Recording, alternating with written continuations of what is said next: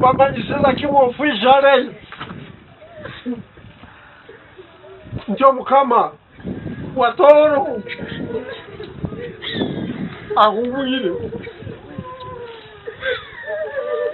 ahumulire musizaheru.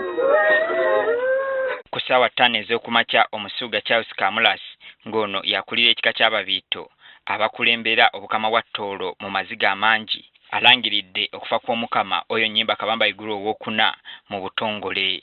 Obu byonna twemerera na mukama kandi omumaani ga mukama tujja kusingula.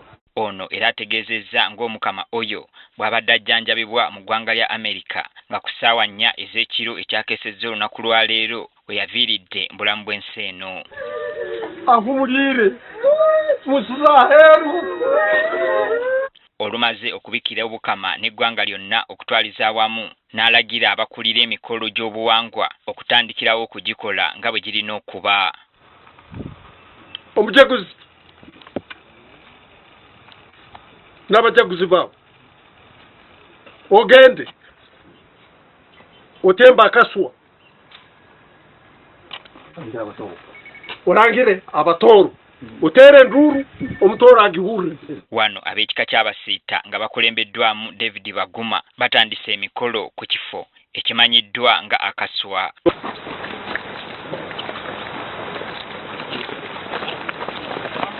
Nindangire emyenda ya Tooro yoona ikihoye Tooro ejumikirwe amata gatikire Tooro amata gatikire Ababiito igulu lyabonda kihoye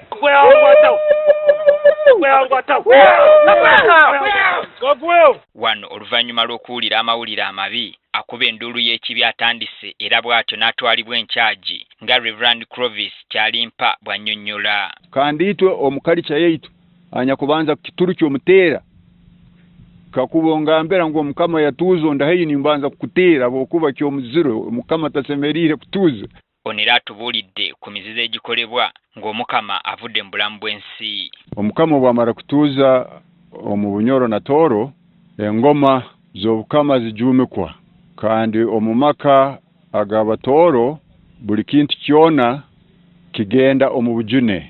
Atangazizza ababadde beemulugunya ku nsonga y'obutabategeeza ku kufa kw'omukama mu budde. Kakuba oba oli kamanda kandi bali bakagamba ngu kamanda waitu hati yatuuza manya yafu hati noba noho mugisa abanyanzigu. So omu culture yaitu okutuuza kw'omukama tukorangwa n'obwakuba asaasira arwaire tikirangwa abokuba kamanda twakubaire torangire n'omuguta gw'omukama gumazire kwika Tooro nubona ekirango kyakubairo bitati ebyensi nk'okwegalihire abantu nibatunga amakuru kuraba hana hali kigambirwege. Atubuulidde ku ebyo ebibaawo ng'okuziika tekunnabaawo. The head of the princesses Musuga will have to come out with an information of succession and you will tell it publicly in the Kurato, the traditional assembly. So it is going to be convened before the end of the 9 days. N'abantu ba bulijjo naddala ab'omu bukama bwa Tooro nabo baliko bye balina okukola mu nnaku zino omwenda ez'okukungubaga omuli n'okusula wansi ng'akabonero ak'okukungubaga. N'ennimi zaitu bazibuhaga zitasobora okwemya kandi nainyo abasaija omu bukama bwona ni mu byamahansi abokuba muli mu kasumi ak'okugaragara. In our homes as people of Tooro, we are not allowed to have any party, any feast.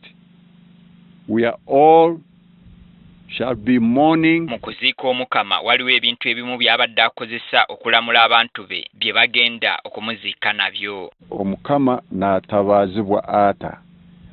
Ekikulu ekinyakulumu omukama agenda n'ebintu ebimu ebyaba n'akozesa kandi biikara omugasaniye hati baisenkuru abanyakuliyo naise mugasani zabo biriyo kandi no mwiziba na haliyo ebinyakugendayo enketo embugo na emigenzo endi.